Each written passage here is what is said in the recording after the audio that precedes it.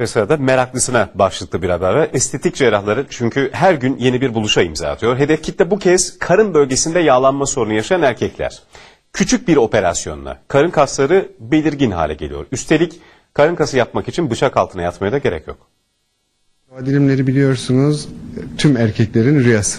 Sporu bırakmayalım ama spor yapmadan da buna kavuşmak artık mümkün. Estetik cerrahların son buluşu sahte karın kasları. Özellikle orta yaş erkeklerin tercihi. Böyle bir vücuda kavuşmak için ne çok zayıf ne de kilolu olmak gerekiyor. Sihirli kelime kararında olmak.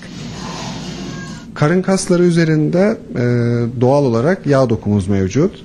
Bu yağ dokusunun liposuction yöntemiyle teknolojinin de birleştirilerek uygulanmasıyla görsel olarak baklava dilimlerini rahatlıkla oluşturabiliyoruz. Hastanın kas yapısına uygun olarak yapıldığı için kalıcıdır. Hastanın hastanede yatmasına dahi gerek olmuyor. Peki karın bölgesine uygulanan estetiğin zararı var mı?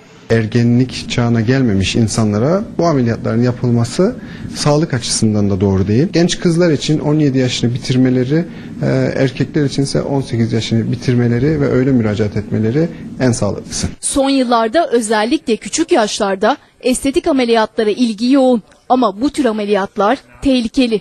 Genç kızlar özellikle burun estetiği ve göğüs estetiği için müracaat ediyorlar. Botoks ve dolgu için sıklıkla müracaat eden genç kızlar var. Cerrahlar özellikle burun estetiği için en doğru kararın beklemek olduğunu savunuyorlar. Burun gelişimi boy uzamasıyla orantılı olarak gitmektedir.